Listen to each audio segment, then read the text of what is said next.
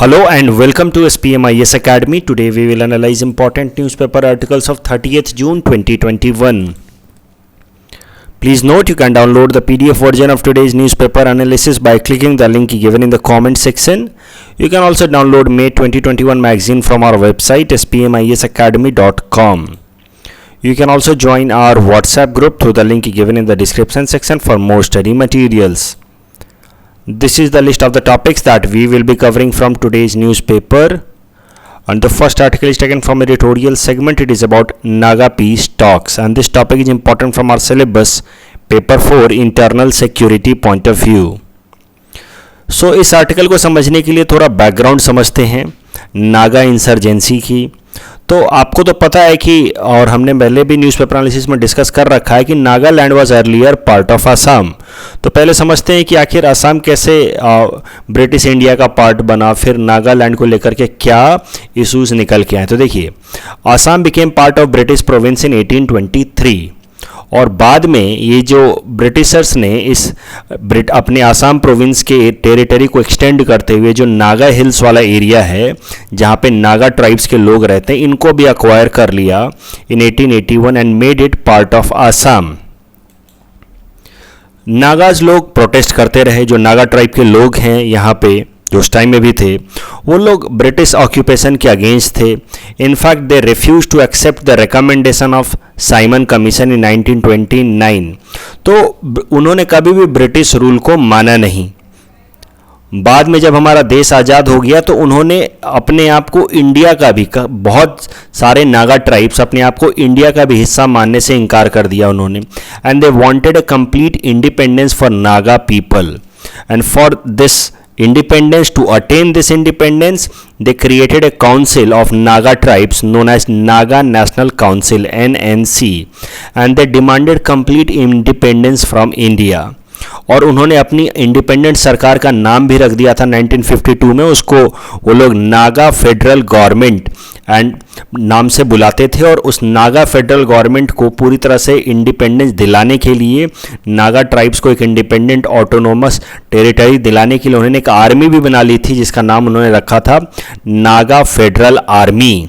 और ये इस कारण से, इनकी इंडिपेंडेंस की डिमांड के कारण, इंसर्जेंसी, आर्म्ड रिबेलियन इतना ज़्यादा बढ़ गया था नागा हिल्स वाले एरिया में कि भारत सरकार को एक अलग कानून लाना पड़ा इस इंसर्जेंसी को दबाने के लिए। उस कानून का नाम था armed forces special power act. इस कानून के बारे में आप अक्सर सुनते रहते होंगे, armed forces special power act. जो भी डिस्टर्ब्ड एरिया होता है वहाँ पे armed forces special power acts लगा दिए जाते हैं ताकि वहाँ के जो भी ट्रबल हैं, जो भी रेबल्स ग्रुप हैं, उनको कंट्रोल में लाया जा सके और लॉ एंड ऑर्डर को रीस्टोर किया जा सके। आपको एक बात ध्यान रखनी है कि armed forces special power act independent India में पहली बार नागा रेबल्स को दबाने के लिए लाया गया था इन 1958, जबकि ब्रिटिशर्स ने पहली बार armed forces special power act का इस्तेमाल किया था ड्यूरिंग क्विट इंडिया मूवमेंट। तो ये armed forces special power act लगा करके तो नागा रेबल्स को तो क्रश कर दिया गया, और नागालैंड को एक सेपरेट स्टेट बना दिया गया 1962 में आउट ऑफ असम, ताकि जो नागा ट्राइब के लोगों की जो ऑटोनोमस स्टेट की जो उनकी डिमांड है, रीजनलिज्म की जो डिमांड है, उसको कुछ हद तक फुलफिल किया जा सके। अलग देश तो नहीं बना सकते थे because that could have been a challenge for sovereignty and territorial integrity of India. तो अलग देश तो नहीं बना सकते थे, लेकिन हाँ, नागाज के लिए एक अलग से स्टेट जरूर बना दिया कंसिडरिंग देयर रीजनल एस्पिरेशंस। लेकिन फिर भी बहुत सारे ऐसे नागा ट्राइब्स के लोग थे, नागा इंसर्जेंट्स थे, जिन्होंने अपनी सेसेशनिस्ट डिमांड्स जारी रखे। अपने अलग देश के लिए जो लड़ाई है नागास की, उस लड़ाई को जारी रखा। दे escaped to the neighboring countries like Myanmar and China, and from there they started to operate their insurgency operations, और उसमें उनको चाइना से काफ़ी सपोर्ट भी मिला। They started to conduct guerrilla warfare against Indian army from these neighboring states। तो इन सारी areas में छुप जाते थे इंडिया और चाइना का जो बॉर्डर है या फिर इंडिया म्यांमार का बॉर्डर है, ये एरिया काफ़ी रग्ड है, काफ़ी डेंस फॉरेस्ट है इस एरिया में, काफ़ी सारी नदी रिवराइन इकोलॉजी है। इस कारण से यहाँ पे आराम से छुप करके अपना काम करते हैं और क्रॉस बॉर्डर इंसर्जेंसी फैलाते हैं। क्रॉस बॉर्डर टेररिज्म हो, आर्म्स स्मगलिंग हो, ड्रग स्मगलिंग हो, सब ये लोग करते रहे और इस एरिया से ये लोग अपनी इंसर्जेंसी के जो मूवमेंट है उसको कंटिन्यू रखा। ये मूवमेंट चलता रहा, लेकिन 1975 में एक अकॉर्ड साइन हुई भारत सरकार और नागा नेशनल काउंसिल के बीच में। वही नागा नेशनल काउंसिल जिसको 1952 में बनाया गया था for attaining independence of Nagaland. उस नागा नेशनल काउंसिल ने सेंट्रल और यूनियन गवर्नमेंट के साथ एक अकॉर्ड साइन किया जिसका नाम था Shillong accord. This was signed in 1975 and according to this, the Naga insurgents surrendered and accepted Indian Constitution। मतलब NNC ने अपने अलग देश नागालैंड के डिमांड को ड्रॉप कर दिया आफ्टर दिस शिलोंग अकॉर्ड। लेकिन दिक्कत क्या हुई कि NNC ने तो अपने इस डिमांड को ड्रॉप कर दिया, लेकिन फिर भी कई सारे ऐसे नागा ट्राइब्स के लोग थे, नागा थे, जो अभी भी अपने नागालैंड के लिए इंडिपेंडेंस चाहते थे। And they created a separate outfit, a different outfit out of Naga national council. तो मेन लीडर्स ने सरेंडर कर दिया, लेकिन बाकी सारे कुछ और नागा ट्राइब्स के लोगों ने मिलकर के एक अलग ऑर्गेनाइजेशन बनाया, NSCN, National Socialist Council of Nagaland. In 1980 ये ऑर्गेनाइजेशन बनाया गया। NSCN, National Socialist Council of Greater Nagaland भी कहते हैं। NSCN के दो मेन लीडर थे, इसाक एंड मोवैया, इसलिए इस ग्रुप का नाम रखा गया NSCN-IM। बाद में इस NSCN-IM के बीच में भी डिवीजन हो गए और एक अलग दूसरा ग्रुप बन गया NSCN खापलांग। इसके लीडर हैं थे खापलांग। तो दो अलग अलग ग्रुप हो गए NSCN के भी। तो NNC ने शिलोंग अकॉर्ड मान लिया था, लेकिन दूसरे अलग अलग ग्रुप बन गए जो अभी भी इंसर्जेंसी के कर रहे थे, जो अभी भी इंडिपेंडेंस नागालैंड के लिए फाइट कर रहे थे। NSCN-IM and NSCN Khaplang. This NSCN Khaplang was made out of NSCN-IM इन 1988। अब हुआ क्या, NSCN-IM जो मेन इंसर्जेंट ग्रुप था उसने 1997 में यूनियन गवर्नमेंट के साथ एक सीज फायर डिक्लेयर कर दिया। मतलब it showed some interest for peace deal. इसने पीस अग्रीमेंट के लिए इंटरेस्ट दिखाया 1997 में, और उसके बाद से सीज फायर के बाद से धीरे धीरे नेगोशिएशन शुरू हुए नागाज NSCN-IM के रिप्रेजेंटेटिव्स के बीच में। मेन ग्रुप तो देखो यही है। ये जो खापलांग है ये अभी भी म्यांमार से ऑपरेट करता है और ये अभी भी इंसर्जेंसी प्रमोट करता रहता है। ये अभी भी पीस टॉक में नहीं आया है। लेकिन जो मेन NSCN-IM मैं इसको इसलिए कह रहा हूँ क्योंकि जो लोकल लोग हैं नागालैंड के, वो लोग इसी को ज़्यादा सपोर्ट करते हैं। They show their allegiance more towards NSCN Isak Muivah IM। जबकि NSCN खापलांग जो है वो उनके लिए भी एक टेररिस्ट ग्रुप ही है। लेकिन आज भी ये NSCN खापलांग जो है it has not engage into peace talks, while NSCN-IM started a peace talk in 1997 after declaration of cease fire and it is very popular amongst the Naga tribes as well. कई सारे Naga tribe के लोग NSCN-IM को बहुत ज़्यादा respect करते हैं, support करते हैं। 2015 में एक बेसिक अग्रीमेंट भी साइन हो गया भारत सरकार ने। देखिए 2015 में आपको पता है कि नरेंद्र मोदी जी की सरकार आ गई थी, तो इन्होंने अजीत डोवाल साहब जो हमारे नेशनल सिक्योरिटी एडवाइजर हैं, उनके साथ साथ RN रवि जी, यहाँ पे देखिए इस फोटो में RN रवि जी को अपॉइंट किया नॉर्थ ईस्ट में नागाज के साथ नेगोशिएट करने के लिए चीफ नेगोशिएटर या इंटरलॉक्यूटर। RN रवि जी को अपॉइंट किया गया चीफ नेगोशिएटर या चीफ इंटरलॉक्यूटर। और RN रवि जी के कंट्रीब्यूशन के बदौलत 2015 में एक बेसिक एग्रीमेंट साइन किया गया नागाज के बीच में एंड यूनियन गवर्नमेंट के बीच में, एक बेसिक फ्रेमवर्क कि चलो ये मोटी मोटी बातें हैं, बाद में detailed agreement will be decided later on through negotiation. ये जो बेसिक फ्रेमवर्क 2015 में साइन किया गया, इसमें एक टर्म इस्तेमाल कर दिया गया, वो टर्म को लेकर के अभी भी प्रॉब्लम्स हो रहे हैं। वो टर्म था शेयर्ड सोवरेनिटी। तो you must remember this term. मैं आपको बोल सकता हूं कि APSC और UPSC दोनों के लिए ही ये नागा इंसर्जेंसी का जो इशू है काफ़ी इंपॉर्टेंट है। उसमें भी आपको ये टर्म शेयर्ड सोवरेनिटी जरूर याद रखना है, क्योंकि ये जो बेसिक फ्रेमवर्क एग्रीमेंट साइन हुआ था उसमें ये टर्म शेयर्ड सोवरेनिटी लिख दिया गया था। अब ये शेयर्ड सोवरेनिटी को लेकर के डिस्प्यूट हो गया है। कैसा डिस्प्यूट है वो समझते हैं। 2015 में हमने बेसिक फ्रेमवर्क साइन कर लिया and after that negotiation started for final draft कि किस तरीके से पीस डील को इंप्लीमेंट किया जाएगा। इस फाइनल एग्रीमेंट में कई सारे प्रॉब्लम्स आ रही हैं just because of this term shared sovereignty. जो भारत सरकार है वो क्या मानती है कि शेयर्ड सोवरेनिटी का बेसिक मतलब है कि आपको कुछ बेसिक अधिकार होंगे regarding conservation of your language या कल्चर ऑफ नागाज। आपको इस तरह के कुछ स्पेशल राइट्स दिए जाएंगे, कुछ ऑटोनोमस टेरिटरीज बनाए जा सकते हैं, आपके कल्चर को, आपके लैंग्वेज को प्रोटेक्ट करने के लिए आपको स्पेशल प्रोविजंस दिए जा सकते हैं। लेकिन जो NSCN-IM के रिप्रेजेंटेटिव्स हैं उनका डिमांड कुछ और है with respect to this term shared sovereignty. They want that they should be given a separate flag, Nagas का अपना फ्लैग होना चाहिए apart from the flag of government of India.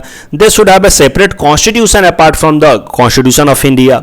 तो ये सब कुछ स्ट्रिंजेंट डिमांड वो कर रहे हैं और भारत सरकार के लिए मानना काफी कठिन हो गया है क्योंकि हाल फिलहाल में लगभग 2 साल हुए अभी कश्मीर के अंदर ये तमाम चीजों के कारण ही कश्मीर का स्पेशल स्टेटस हमने डी ऑपरेशनलाइज किया है, क्योंकि माना जा रहा है कि एक देश के अंदर अलग अलग फ्लैग होने से, अलग अलग कॉन्स्टिट्यूशन होने से कहीं ना कहीं हमारे यूनिटी एंड इंटीग्रिटी को खतरा है। यही आर्गुमेंट तो एक दिया गया था जम्मू कश्मीर के स्पेशल स्टेटस को भी सीज करने वक्त। तो अब एक तरफ जम्मू कश्मीर के स्पेशल स्टेटस को सीज करते वक्त हमने उनको उनके फ्लैग या अलग कॉन्स्टिट्यूशन को खत्म कर दिया। At the same time the government can not give a separate flag या separate constitution to the other tribe, so it has become impossible. There has been a kind of deadlock here. So इसी कारण से basic framework 2015 में sign हो गया था, but further जो negotiation है, जो detailing of the piece agreement है, दैट इज इन स्टेलमेट या डेडलॉक। और अब रिसेंट इशू पे आ जाते हैं। रिसेंट इशू क्या है, क्यों ये कॉन्फ्लिक्ट्स हाल फिलहाल में और बढ़ गए हैं। देखिए हाल फिलहाल में हुआ क्या है कि NSCN-IM के जो लीडर्स हैं उन्होंने वहाँ पे मीडिया के थ्रू, रेडियो या टीवी चैनल के थ्रू ये अनाउंस करा दिया कि they have right to collect tax from the people. तो वो टैक्स कलेक्ट करेंगे। वैसे भी वहाँ के जो इंसर्जन ग्रुप्स हैं रहे हैं वहाँ पहले से भी वो टैक्स कलेक्ट करते रहे हैं लोगों से। तो लेटर आ जाता है, जो भी नागालैंड का होगा उनको पता होगा, इस तरह के लेटर्स आ जाते हैं कि आपको इतना टैक्स बनता है, आपको इतना देना है। जैसे सरकारी लेटर्स आते हैं वैसे इनके लेटर्स आ जाते थे, ठीक है। लेकिन बीच में सरकार ने after this agreement tax collect कराने का जो प्रोविजन है इसको बंद करा दिया था और अब वापस से इन्होंने डिमांड करा है कि उनको टैक्स कलेक्ट करने का अधिकार है and they are starting to collect tax from the people. उन्होंने साथ ही साथ ये भी कह दिया इस अनाउंसमेंट में कि भारत सरकार ने उनको अलाउ किया है ये टैक्स कलेक्ट करने के लिए। They added that the rights have been recognised by the representatives of government of India after having dialogue with them. मतलब भारत सरकार ने अनाउंस किया है, भारत सरकार ने उनको आइडेंटिफाई किया है as rightful authorities to collect tax from the people, ऐसा NSCN-IM के रिप्रेजेंटेटिव्स ने कह दिया। अब ये नेचुरली बहुत बड़ी बात कह दी है इन्होंने, क्योंकि टैक्स कलेक्ट करने का मतलब है कि वो अथॉरिटी वहां पे सोवरेन है, वो वहां की सरकार है। और अगर NSCN-IM को हमने टैक्स कलेक्ट करने का पावर दे दिया तो नेचुरली हम उनको शेयर्ड सोवरेनिटी दे रहे हैं, कहीं ना कहीं हमारे देश की यूनिटी इंटीग्रिटी पे खतरा है। और इस चीज को फिर सिरे से इनकार किया है नागालैंड के गवर्नर RN रवि साहब के बारे में मैंने आपको बताया था कि इनको चीफ इंटरलॉक्यूटर या चीफ नेगोशिएटर की तरह अपॉइंट किया गया था और इन्होंने बेसिक फ्रेमवर्क एग्रीमेंट भी साइन करा दिया था। इसी कारण से बाद में उनको नागालैंड का गवर्नर भी बना दिया गया ताकि detailing of the agreement sign हो सके। अब RN रवि साहब जो वहां के अब गवर्नर भी हैं नागालैंड के, उन्होंने साफ साफ क्रिटिसाइज किया इस स्टेटमेंट को। इस तरह का डिसीजन तो सरकार ले ही नहीं सकती, सरकार के रिप्रेजेंटेटिव्स अलाउ कर ही नहीं सकते किसी भी अथॉरिटी को टैक्स कलेक्ट करने के लिए, बिकॉज टैक्स कलेक्शन का मतलब है सोवरेन पावर, आप सरकार हैं। तो RN रवि साहब ने क्या कहा है कि such an erroneous statement is likely to cause confusion amongst people. Taxation is sovereign function. Tax वही कलेक्ट कर सकता है जो सोवरेन है, जो सरकार है, जिसकी अथॉरिटी कोई चैलेंज नहीं कर सकता। So taxation is a sovereign function which can be exercised only either by government of India or the state government. The government of India does not recognize any such right by any other entity. Foreseeable collection of money by any entity is extortion. तो अगर जबरदस्ती पैसा collect किया जा रहा है तो उसको टैक्स ना कह करके एक्सटॉर्शन कहिए, हफ्ता वसूली कहिए, which is a criminal offense and is punishable under the laws. तो अगर ऐसा करते हैं तो फिर सरकार को इसको क्रिमिनल ऑफेंस की तरह देखना होगा और फिर जरूरी लीगल एक्शंस उठाने होंगे। ये टॉपिक जैसा कि मैंने आपको बताया कि मेंस के लिए भी बहुत इंपॉर्टेंट है, तो इस तरह का सवाल आपसे पूछा जा सकता है। Briefly explain history of Naga insurgency in India, what are the main sticking points in the implementation of Naga peace deal. तो हिस्ट्री तो मैंने आपको बताई थी कि पहले ब्रिटिशर्स ने इसको कैसे मिलाया आसाम के साथ, बाद में 1952 में एनएनसी बन गया, उनकी अपनी अलग फोर्स थी, अलग गवर्नमेंट थी, एनएनसी के साथ शिलोंग अकॉर्ड लिख देना, फिर बाद में बोलना कि एनएससीएन बन गया, उसके भी 2 फैक्शन हो गए। तो ये सब मेन प्रॉब्लम क्या है एनएससीएन आईएम के साथ। अब देखते हैं मेन स्टिकिंग पॉइंट्स, क्या प्रॉब्लम्स हैं। तो सबसे पहला प्रॉब्लम है कि दोनों फैक्शन ग्रुप के साथ एनएससीएन के एंड एनएससीएन आईएम दोनों के साथ पीस डील साइन नहीं हुई है, बस एक के साथ हुई। तो दूसरा जो है वो अभी भी टेररिस्ट अटैक करता रहता है, गुरिल्ला वॉरफेयर करता रहता है एनएससीएन खापलांग। पहला स्टिकिंग पॉइंट तो ये है। दूसरा स्टिकिंग पॉइंट ये है कि जिसके साथ हमने अग्रीमेंट साइन किया है, बेसिक फ्रेमवर्क एग्रीमेंट में टर्म लिख दिया है shared sovereignty and that is leading to many challenges. और रिसेंट इशू भी लिख देना कि कैसे टैक्स कलेक्शन को लेकर के हाल फिलहाल में कंट्रोवर्सी हो गई थी। तो मुझे लगता है कि ये पूरा सवाल आप आराम से अटेम्प्ट कर सकते हैं। इस तरह का आपसे प्रीलिम्स बेस्ड क्वेश्चन भी पूछा जा सकता है। Please attempt this question and you can submit the answer in the comment section. The next article is taken from national segment. It is about a desalination plant being brought in Tamil Nadu and this topic is important from our syllabus paper 4 science and technology point of view. तो क्या होते हैं desalination plant? Desalination plant they turn salt water into a water that is fit to drink. तो आपको पता होता है, देखिए अक्सर बच्चे सवाल पूछ लेते हैं कि सर अगर धरती पे 70% एरिया पे पानी है तो फिर भी पानी की स्कैरसिटी क्यों है दुनिया के अलग अलग देशों में। इनफैक्ट इंडिया में भी वाटर स्कैरसिटी है। तो दिक्कत यह है कि ओशन का पानी जो है बहुत खारा होता है, इट्स हाईली सलाइन, यानी कि उसमें बहुत ज़्यादा सॉल्ट कंटेंट होता है। अगर सॉल्ट कंटेंट को हम कम कर दें तो it is fit for domestic usage, it is fit for drinking. और सॉल्ट कंटेंट को कम करने का तरीका है डीसैलिनेशन। डीसैलिनेशन के वैसे तो बहुत सारे टेक्नोलॉजी हो सकते हैं, लेकिन जो सबसे इंपॉर्टेंट सबसे पॉपुलर टेक्नोलॉजी है उसको हम लोग कहते हैं रिवर्स ऑस्मोसिस। रिवर्स ऑस्मोसिस से कैसा है कि मान लीजिए कि सलाइन वाटर है, ओशनिक वाटर है, इस पानी को इधर से एक साइड से हम प्रेशर लगाएंगे, प्रेशर अगेंस्ट अ मेम्ब्रेन, इस तरह का मेम्ब्रेन होगा, एक समझिए कि एक तरह का लेयर होगा, उसके अगेंस्ट इस पानी इस वाटर को हम प्रेशराइज करेंगे अगर, तो जो सॉल्ट कंटेंट है, जैसे यहाँ पे हमने ब्लू कलर से सॉल्ट कंटेंट दिखाया, उस सॉल्ट मॉलिक्यूल पीछे रह जाएगा क्योंकि उसकी साइज रिलेटिवली बड़ी होती है, जबकि वाटर मॉलिक्यूल्स इस मेम्ब्रेन के जो पोर्स हैं उससे पार हो जाएंगे and in that way this reverse osmosis process में the salt content will be separated from fresh water and this fresh water will be now fit for drinking and other domestic purposes. तो that is the basic process used in reverse osmosis. Pressure लगा करके हम salt को और water को segregate करते हैं और जिस एरिया में भी वाटर की बहुत ज़्यादा एक्यूट शॉर्टेज हो जाती है वहाँ पे फिर डिसैलिनेशन का प्रोसेस किया जाता है, मेनली थ्रू रिवर्स ऑस्मोसिस। अभी चैलेंजेस क्या है डिसैलिनेशन में? सबसे बड़ा चैलेंज है इन्वायरमेंटल कंसर्न्स हैं। आप फ्रेश वाटर तो बना लेते हैं, आप सलाइन वाटर में से फ्रेश वाटर तो निकाल लेते हैं, पीछे रह जाता है highly concentrated salt water, highly concentrated saline water जिसको ब्राइन कहते हैं, brine highly concentrated saline water. यहाँ से देख लीजिए, जैसे फ्रेश वाटर सेपरेट कर लिया, हाईली कंसेंट्रेटेड सलाइन वाटर, इसमें बहुत ज़्यादा सॉल्ट है। अब ये सॉल्ट वाटर को आप कहीं भी रिलीज करेंगे, किसी भी एरिया में जाकर के रिलीज करेंगे, वहाँ का ये सॉइल को खराब कर देगा, वहाँ की इकोसिस्टम को डिस्ट्रॉय कर देता है। That is why this is the major environmental concern associated with desalination process. तो इसको ले जाकर के वापस ओशन में मिला देना ये एक सॉल्यूशन है, लेकिन आसपास के किसी भी इकोसिस्टम में अगर इसको डिस्चार्ज किया तो it will destroy the ecosystem of surrounding. दूसरा पावर कंजम्पशन, ये कॉस्टली है अभी भी, ये क्यों इतनी आसानी से इसका इस्तेमाल नहीं किया जाता? क्योंकि इसमें पावर कंजम्पशन बहुत ज़्यादा लगता है, दूसरी तरफ से बहुत ज़्यादा प्रेशर लगाने की जरूरत पड़ती है। तो पावर कंजम्पशन ज़्यादा होने के कारण ये जो पानी निकल के आता है वो पर बॉटल का जो कॉस्ट है वो काफ़ी हाई है अभी भी, और इस कारण से it is not cost efficient method so far. अभी भी इससे सस्ता पानी बाकी किसी सोर्सेज से मिल जाएंगे, आप बोरिंग करके निकाल सकते हैं अलग तरीके से। अभी भी desalination process is relatively costlier, और ये दो मेजर चैलेंजेज हैं। अब करंट न्यूज़ देख लेते हैं। देखिए, तमिलनाडु ने वापस से एक और डिसैलिनेशन प्लांट लगाया है। मैं वर्ड बोल रहा हूँ वापस से, क्योंकि तमिलनाडु एक ऐसा स्टेट है जिसने डिसैलिनेशन के प्लांट्स पहले भी कई सारे लगा रखे हैं। Tamil Nadu is the pioneer state in desalination plant. उसने एक और डिसैलिनेशन प्लांट लगाया है in Naripayur village of Ramanathapuram district in Tamil Nadu. ये जो सोलर डिसैलिनेशन प्लांट है तमिलनाडु का, it will work with help of solar power. Tamil Nadu, जैसा कि मैंने आपको बताया, ये पायनियर रहा है। ये 2010 में इसने एक डिसैलिनेशन प्लांट लगा दिया था, फिर 2013 में लगाया, अब वापस से एक डिसैलिनेशन प्लांट लगा रहा है। तो ज़्यादातर डिसैलिनेशन प्लांट्स आ रहे हैं तमिलनाडु। उसके अलावा गुजरात ने और आंध्र प्रदेश ने भी डिसैलिनेशन प्लांट्स लगाए हैं। और महाराष्ट्र हमारे देश का चौथा स्टेट बन गया था पिछले साल, जब इसने मुंबई के लिए एक डिसैलिनेशन प्लांट लगाया था इन नवंबर 2020। तो 4 स्टेट्स हैं टोटल जहां पे डिसैलिनेशन प्लांट फंक्शनल हैं। सबसे पहले तो तमिलनाडु, फिर Gujarat, Andhra Pradesh and then fourth Maharashtra.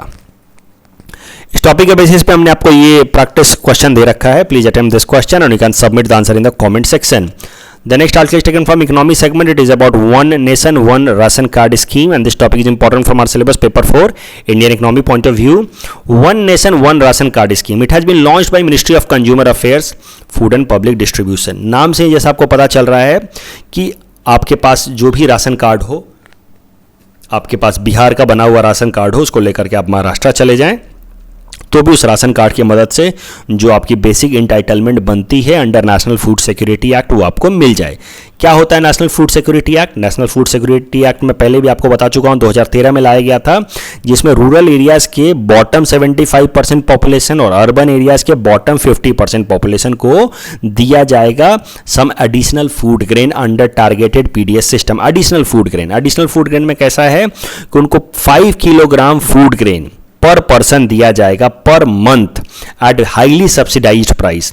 तो अगर उनको राइस खरीदना है तो 3 रुपये पर केजी राइस दिया जाएगा, अगर वीट खरीदना है तो 2 रुपये पर केजी वीट दिया जाएगा, कोर्स ग्रेन खरीदना है, ज्वार बाजरा कुछ खरीदना है तो 1 रुपीज़ पर केजी उनको दिया जाएगा. अब उनको सोचना है कि उनको 5 किलो में कितना राइस चाहिए, कितना वीट चाहिए, कितना कोर्स सीरियल चाहिए. तो ये है नेशनल फूड सिक्योरिटी एक्ट. अब नेशनल फूड सिक्योरिटी एक्ट के अंतर्गत इतने सब्सिडाइज रेट पे जो शहरों के गरीब 50% लोग हैं या गांवों के गरीब 75% लोग हैं उनको सब्सिडाइज रेट पे फूड ग्रेन्स मिलेंगे. दिक्कत क्या है कि कई सारे लोग गांव से दूसरे जगहों पे चले जाते हैं, उनके पास राशन कार्ड तो अपने गांव का है और फिर दूसरे जगहों पे उनको फिर ये राशन की सुविधा नहीं मिल पाती थी. तो अब ये सिस्टम लाया जा रहा है कि मान लीजिए this is a worker who has a ration card from Bihar and he migrates to Mumbai or in any place in Maharashtra and he works there. So now with help of this one nation one ration card scheme he will be able to avail the benefit of ration on this National Food Security Act in Maharashtra as well. देखिए तो होगा क्या, पहले ही could not avail the benefit in national food security act, but now with help of this he will be able to avail the benefit. और थोड़ा detail में समझिए, क्या पता पीटी में इस पे सवाल बन जाए कि मान लीजिए कि इस इंसान के परिवार में 5 लोग हैं और ये अकेला इंसान मुंबई जाता है, बाकी 4 लोग बिहार ही रह जाते हैं. तो जो 4 लोग बिहार में हैं वो अपना अपना राशन कार्ड का इस्तेमाल बिहार में कर सकते हैं, जबकि ये इंसान अपने राशन कार्ड का इस्तेमाल मुंबई में कर सकता है. तो मतलब ये है कि while the person can buy food grain as per his or her entitlement under National Food Security Act at the place where he or she is based, the members of his or her family can still go to their ration dealer back home. तो ऐसा नहीं है कि एक इंसान चला गया तो बाकी सबको भी अपना अपना राशन कार्ड वहीं शिफ्ट कराना होगा. परिवार का एक इंसान अपना राशन कार्ड कहीं और शिफ्ट करा के वहां से नेशनल फूड सिक्योरिटी एक्ट का बेनिफिट ले सकता है.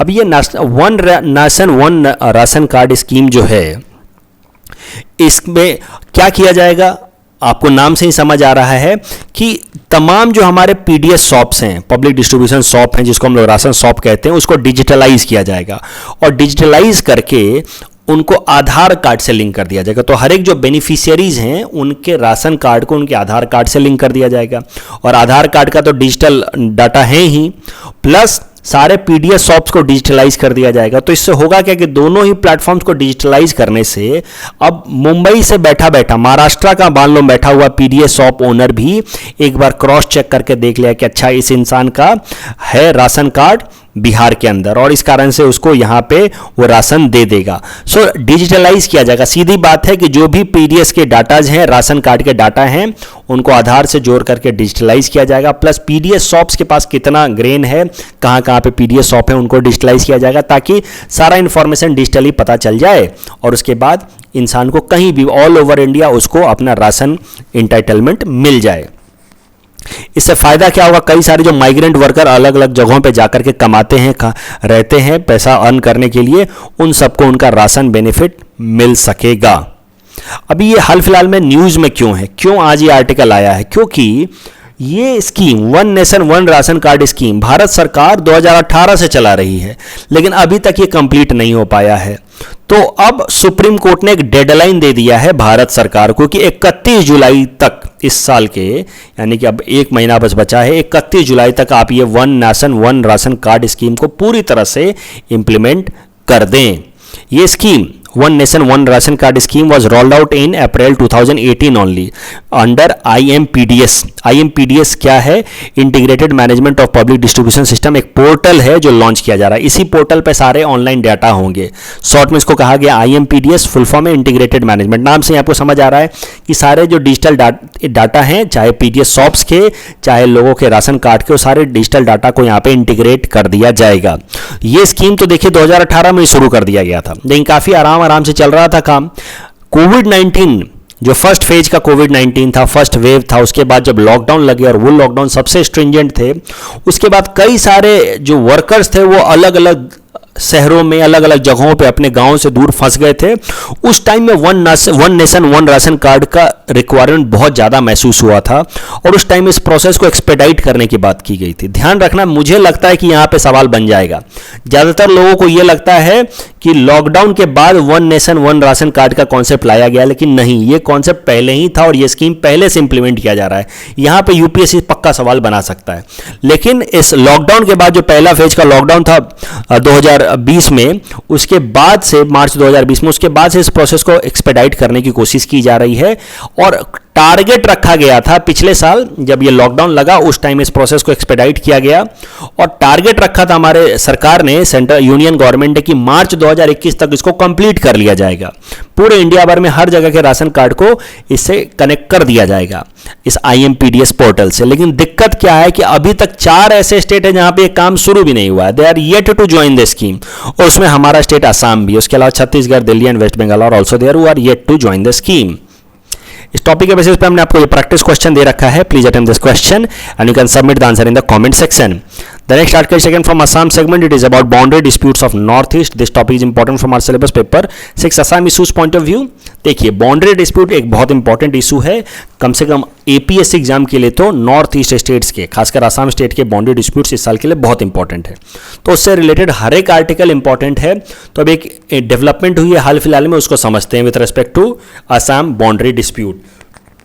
The union government has directed Manohar Parrikar institute of defence studies and analysis to study boundary disputes between north eastern states of India. तो इस इंस्टीट्यूट को अब काम दिया गया है कि अब आप ये बाउंड्री डिस्प्यूट्स को समझें और एक सजेशन दें भारत सरकार को रिपोर्ट सबमिट करके।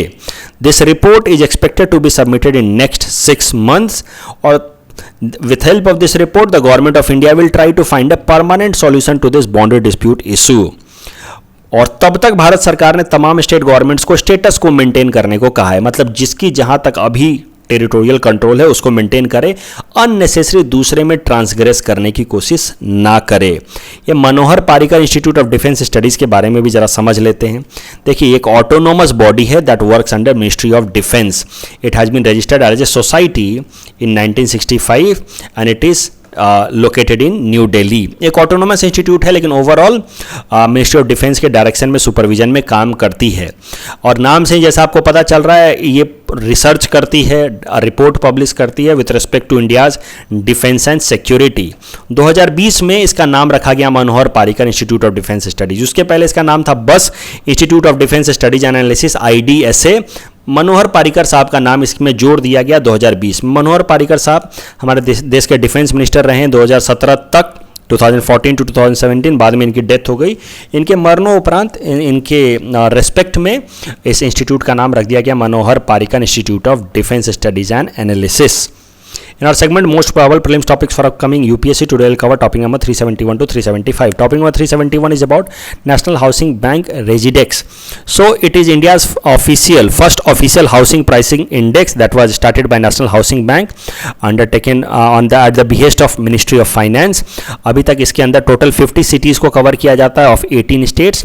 टारगेट है कि बाद में टोटल 100 cities को कवर किया जाएगा, लेकिन अभी भी ऑल इंडिया हर एक cities को इसमें कवर नहीं किया गया है। Please attend this question based on topic number 371. Topic number 372 is about payment banks. They are registered as public limited company under Companies Act of 2013. Payment banks are required to invest minimum 75% of their demand deposit balance in government securities and treasury bill. Payment bank will initially be restricted to the holding of maximum balance of rupees 1 lakh per individual customer, and payment banks cannot issue credit cards. Please attempt this question based on topic number 372. Topic number 373 is about priority sector lending. So priority sector lending में 8 sectors रखे गए हैं: agriculture, MSME, export credit, education, housing, social infrastructure, renewable energy and others. ये जो others के अंदर एक category है weaker section. In beaker section में कौन कौन लोग आते हैं उनको भी जरा देख लेते हैं. Artisans, villages, cottage industry and other individual credit limits who do not exceed overall loan amount of 1 lakh. उसके अलावा schedule caste and schedule tribes, individual women beneficiary loan up to 1 lakh per borrower and person with disabilities, दिव्यांग लोग. Please attempt this question based on topic number 373. Topic number 374 is about NPA. It is a loan और advance for which principal और the interest payment remain over due for more than 90 days. At present, NPA ratio of scheduled commercial bank is about 8.5%. According to Parliamentary Standing Committee on Finance, willful defaulters owe public sector banks a total of rupees 64,000 crore, which constitute about 219% of total NPA. तो जितना हमारे bank का NPA उससे लगभग 2 गुना से भी ज़्यादा willful defaulters का डिफॉल्ट है हमारे बैंक्स के ऊपर. Please attempt this question based on topic number 374. Topic number 375 is about WPI inflation. It is published by office of economic adviser. ये इंपॉर्टेंट बात है, ध्यान रखना. बाकी सब तो आपको पता होगा. ये दूसरा वाला point, the price used for compilation do not include indirect taxes in order to remove the impact of fiscal policy.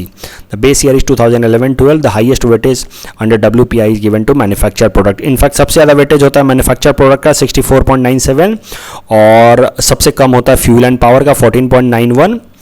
In fact updated वाला जरा देखिए. मैन्युफैक्चर प्रोडक्ट का है 64.23%, फ्यूल एंड पावर का 13.15% और प्राइमरी आर्टिकल्स का है 22.62%. तो ये है weightage of 3 different categories of item under WPI. Please attempt this question based on topic number 375. This is the answer of question number 366 to 370 that we are given in yesterday's newspaper analysis. Today's question can be attempted by students and you can submit the answer in the comment section.